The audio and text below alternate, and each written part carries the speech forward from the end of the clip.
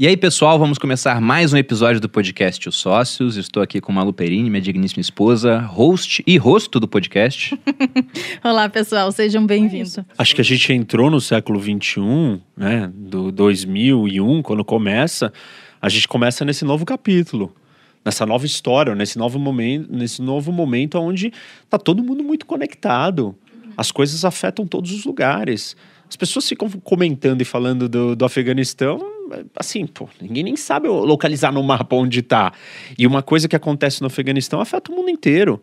E você consegue criar uma reação, né, ou uma linha em cadeia de todos esses episódios e acontecimentos. Então, você imagina o seguinte, você tem a Primavera Árabe, que começa em parte por uma questão alimentar, de fornecimento de alimentos, de preço do alimento.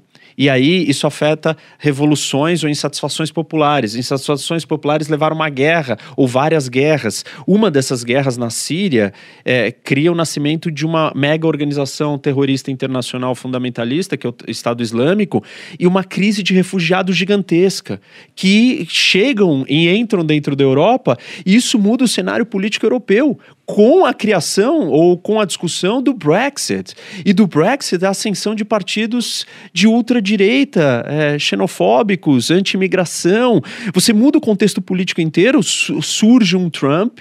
Você percebe como uma coisinha aqui, ela vai criando. E essa linha, ela continua. E agora ela está aqui. E estamos falando da Ucrânia e eu tive que trazer a China porque tá ligado e vai ser ligado, como o Oliver colocou muito bem. Nós vamos assistir o tempo inteiro, esses episódios vão ser assim.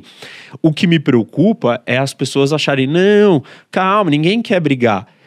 Porque todo mundo ganha dinheiro junto. Só que dentro, o pensamento da política, ele não é econômico. O dinheiro é uma ferramenta para você conseguir outras coisas. E não é só se eu ganho dinheiro, porque Primeira e Segunda Guerra Mundial existia uma integração econômica gigante, esses países se destruíram.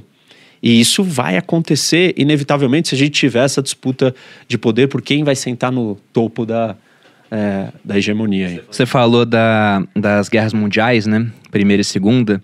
Tem um livro chamado Ascensão do Dinheiro, que é de historiador escocês, Neil Ferguson, muito bom, onde ele diz que na Segunda Guerra a marinha mercante alemã estava toda segurada por companhias seguradoras britânicas.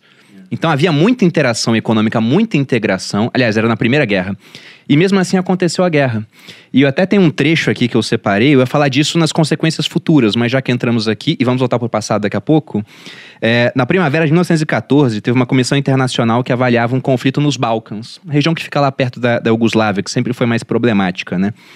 E a comissão escreveu o seguinte: primavera de 1914, antes de estourar a Primeira Guerra Mundial. Os grandes poderes da Europa tinham descoberto a verdade óbvia, a de que países mais ricos têm mais a perder com a guerra e que cada país deseja paz acima de todas as outras coisas.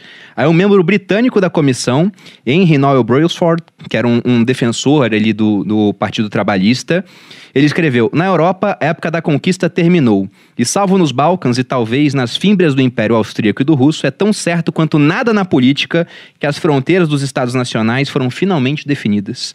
Minha crença é de que não haverá mais guerras entre os grandes poderes. E aí estourou a Primeira Guerra Mundial em agosto de 1914. Logo depois. Então isso de pensar, não vai ter guerra, não é óbvio até acontecer. É o que você disse do encadeamento dos fatos. É muito fácil de explicar depois que aconteceu. Antes, as consequências são muito imprevisíveis. O Oliver falou da inflação aqui, que os preços já estão altos e podem subir mais. O preço de petróleo e gás natural é energia, é insumo para produzir tudo.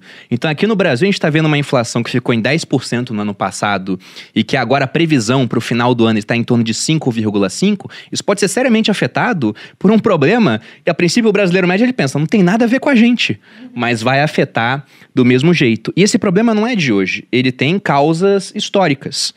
Eu já vi um vídeo seu, Reni, você falando, olha, o Putin tem esse tipo de demanda, mas se não fosse o Putin no poder, quem estivesse à frente da Rússia estaria fazendo algo muito parecido, porque é uma demanda que tem a ver com geografia, com geopolítica.